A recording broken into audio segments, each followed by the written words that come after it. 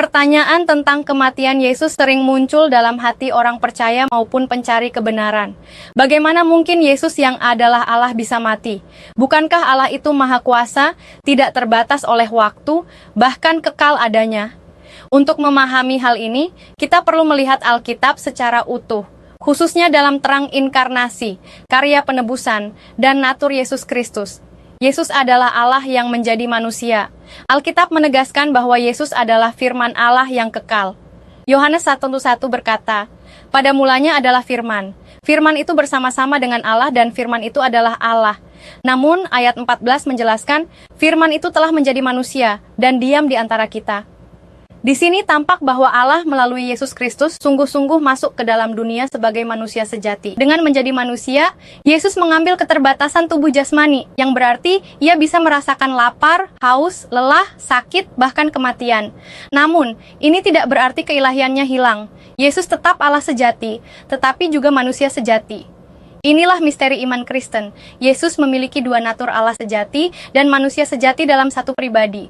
Kematian Yesus adalah bagian dari rencana Allah. Yesus tidak mati karena kelemahan atau ketidakberdayaan, tetapi karena kasih dan ketaatan kepada Bapa.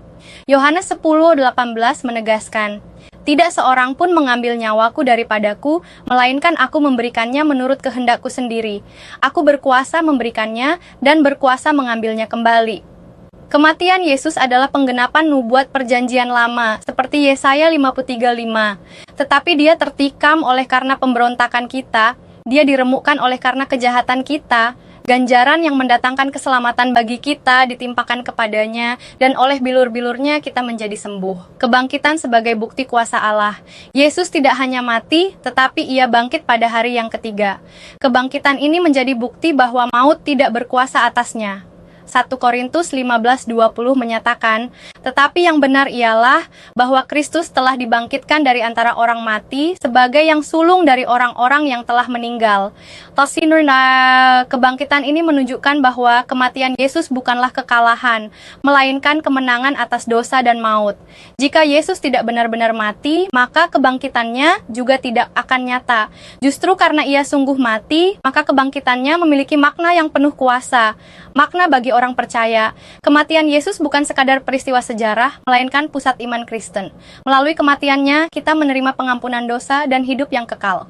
Roma 5:8 berkata, "Akan tetapi Allah menunjukkan kasih-Nya kepada kita, oleh karena Kristus telah mati untuk kita ketika kita masih berdosa." Bagi orang percaya, kematian dan kebangkitan Yesus adalah jaminan keselamatan.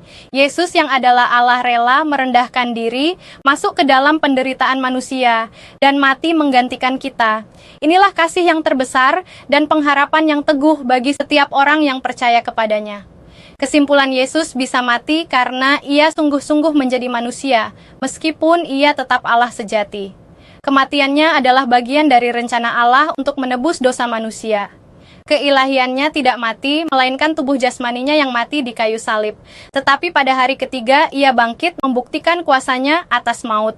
Inilah inti Injil, Allah yang hidup rela mati bagi kita, supaya kita memperoleh hidup yang kekal.